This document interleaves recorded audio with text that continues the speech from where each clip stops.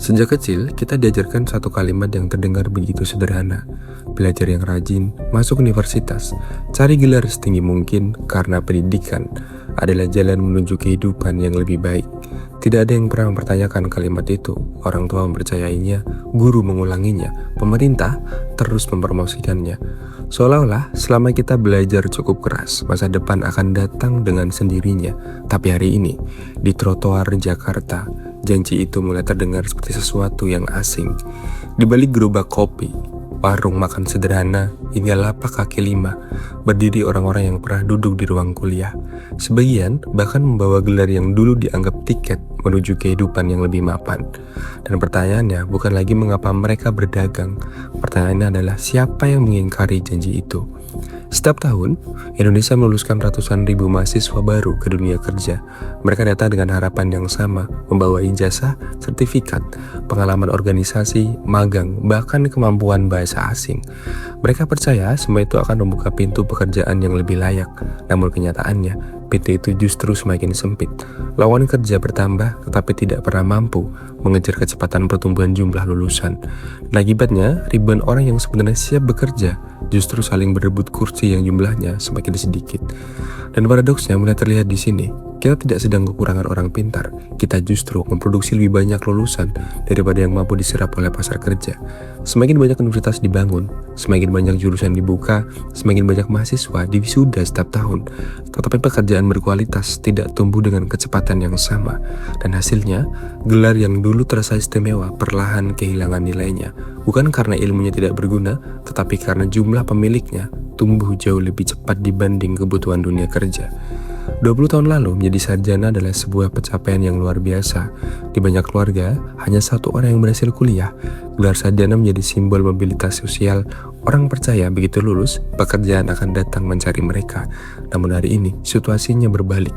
Gelar sarjana bukan lagi keunggulan. Ia berubah menjadi syarat sangat-sangat minimum.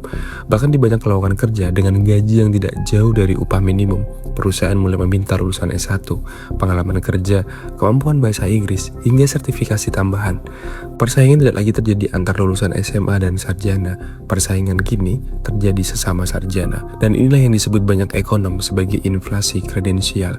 Ketika semakin banyak orang memiliki gelar yang sama, nilai gelar itu sendiri ikut turun. Sama seperti uang yang dicetak terlalu banyak akan kehilangan daya belinya. Gelar yang dimiliki hampir semua orang justru kehilangan kemampuan untuk membedakan seseorang di pasar kerja. Dan akibatnya, orang terus didorong mengambil pendidikan yang lebih tinggi. S2 menjadi standar baru, sertifikat profesional bermunculan, kursus tambahan jadi kewajiban, bukan karena dunia kerja benar-benar membutuhkan semua itu, tetapi karena semua orang berlomba agar tidak tertinggal. Dan masalahnya, perlombaan itu tidak pernah benar-benar selesai.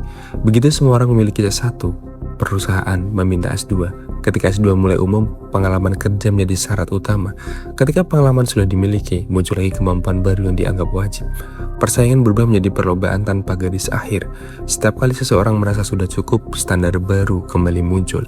Dan di titik inilah muncul pandangan yang beberapa tahun lalu mungkin sudah dipercaya. Orang-orang berpendidikan tinggi mulai masuk ke sektor informal. Mereka membuka kedai kopi kecil, berjualan makanan di pinggir jalan, menjadi pedagang kaki lima, menjadi pengemudi ojek online, menjual pakaian melalui siaran langsung di media sosial. Bukan karena mereka gagal belajar, tetapi karena ekonomi tidak mampu menyediakan ruang bagi mereka yang telah memenuhi janji pendidikan. Dan disinilah kita sering salah melihat masalah. Ketika seseorang sarjana berjualan nasi goreng, sebagian orang langsung berkata yang penting halal. Kalimat itu memang benar, tidak ada pekerjaan yang hina selama dilakukan dengan jujur. Tapi kalimat itu seringkali membuat kita berhenti bertanya lebih jauh. Karena persoalannya bukan lagi pada berdagang. Persoalannya adalah mengapa seseorang yang menghabiskan belasan tahun mengejar pendidikan akhirnya harus bertahan hidup di pekerjaan yang sama sekali tidak membutuhkan seluruh kompetensi yang ia pelajari. Bayangkan seseorang menghabiskan 4-6 tahun di bangku kuliah, mengeluarkan puluhan hingga ratusan juta rupiah, mengorbankan waktu, tenaga, bahkan utang keluarga. Semua dilakukan karena percaya pendidikan adalah investasi masa depan. Lalu setelah lulus, pilihan yang tersedia justru pekerjaan yang tidak pernah mensyaratkan gelar itu sejak awal. Bukan berarti pekerjaan tersebut rendah, tetapi ada sesuatu yang jelas. tidak berjalan sebagaimana mestinya. Dan lebih menarik lagi, paradoks ini tidak hanya terjadi pada satu atau dua orang yang mulai menjadi fenomena sosial. Semakin banyak lulusan perguruan tinggi yang bekerja di bidang yang sama sekali tidak berkaitan dengan pendidikannya, bukan karena mereka berubah cita-cita, tetapi karena kesempatan yang tersedia jauh lebih sedikit dibandingkan jumlah orang yang mengejarnya.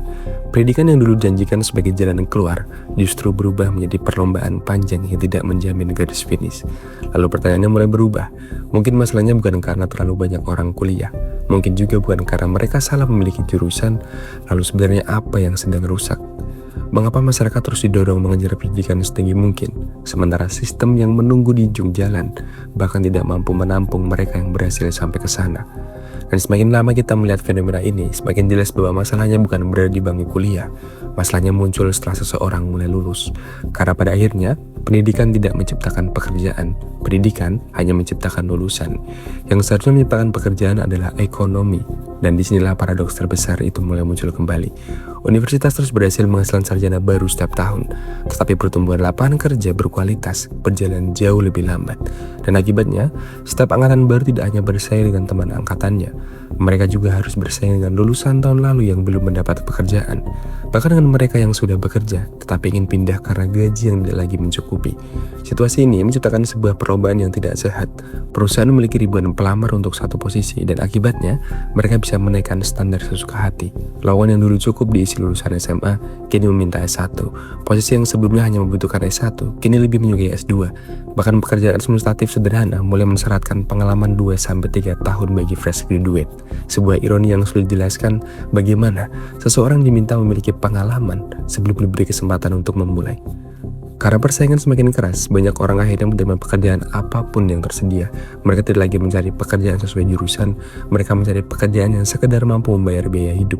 Di titik inilah sektor informal menjadi pelarian, berdagang, membuka usaha kecil, menjadi pengemudi, perjualan makanan, atau menjual apapun yang bisa menghasilkan uang lebih cepat daripada menunggu panggilan kerja yang belum tentu datang. Dan ironisnya, sektor informal justru menjadi penyerap tenaga kerja terbesar ketika sektor formal tidak lagi mampu menampung mereka. Sebagian orang mungkin akan berkata, bukankah itu bagus?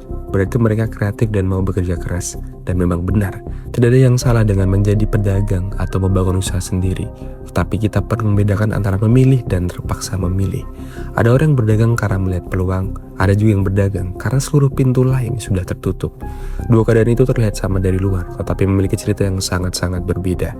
Dan paradoks ini juga perlahan mengubah cara masyarakat memandang pendidikan. Dulu, orang kuliah untuk mengejar ilmu, namun hari ini, semakin banyak orang kuliah karena takut kalah bersaing. Gelar bukan lagi simbol pengetahuan, gelar berubah menjadi tiket masuk agar tidak langsung tersingkir sebelum proses seleksi dimulai. Dan akibatnya, pendidikan kehilangan makna awalnya. Kampus tidak lagi dipandang sebagai tempat membangun cara berpikir, tetapi sebagai pabrik yang menghasilkan selembar ijazah. Dan lebih mengkhawatirkan lagi, kondisi ini menciptakan rasa kecewa yang tidak terlihat. Ketika seseorang gagal mendapatkan pekerjaan setelah bertahun-tahun belajar, ia sering menyalahkan dirinya sendiri, merasa kurang pintar, kurang berusaha, kurang relasi. Padahal mungkin masalahnya jauh lebih besar daripada dirinya. Ketika jutaan orang mengalami nasib yang sama, persoalannya sudah bukan lagi kegagalan individu. Ia adalah sinyal bahwa ada sesuatu yang tidak seimbang di dalam sistem. Di sisi lain, paradoks ini juga melahirkan generasi yang mulai kehilangan kepercayaan terhadap janji pendidikan. Adik-adik mereka melihat kakaknya lulus bertahun-tahun tetapi tetap menganggur. Orang tua mulai bertanya apakah biaya kuliah yang begitu mahal benar-benar sepadan. Bahkan sebagian anak muda mulai percaya bahwa membuat konten, berdagang online, atau membuka usaha kecil memiliki peluang yang lebih nyata daripada mengejar gelar tambahan. Bukan karena pendidikan tidak penting, tapi karena hubungan antara pendidikan dan masa depan tidak lagi terasa sejelas dulu. Namun apakah itu berarti pendidikan sudah tidak berguna? Belum tentu. Yang mungkin sedang kehilangan nilai bukanlah ilmunya, melainkan janji yang selama ini dibangun di sekitarnya. Kita terlalu lama percaya bahwa pendidikan otomatis menghasilkan pekerjaan, padahal di antara keduanya ada satu mata rantai yang sering dilupakan. Ekonomi harus mampu menciptakan kesempatan. Tanpa kesempatan, gelar hanyalah bukti bahwa seseorang pernah belajar, bukan jaminan bahwa ia akan hidup lebih baik. Jadi jika semakin banyak sarjana akhirnya berdiri di balik gerobak, kios kecil, atau lapak kaki lima, apakah itu berarti mereka gagal memanfaatkan pendidikan? Atau justru pendidikan selama ini yang dijanjikan sebagai jalan keluar untuk sebuah tujuan yang bahkan tidak pernah cukup tersedia bagi semua orang? Aneh memang, tapi inilah ironi pendidikan.